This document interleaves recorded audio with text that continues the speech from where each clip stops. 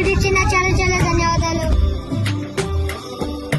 పచ్చా పచ్చని చేలల్లో పూసేటి పువ్వుల తావుల్లో నవ్వులు ఏరుతూ నడిచేద్దాము చేతులు పట్టుకొన కొడుకా.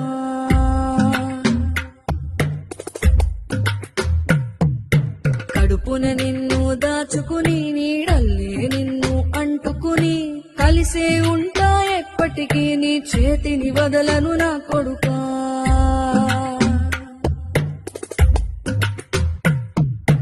పదిలంగా నువ్వు నడవాలే, 10 కాలాలు నువ్వు బతకాలే. చందమామకు చెబుతున్నా నేను చల్లగా చూస్తది నా కొడుకా.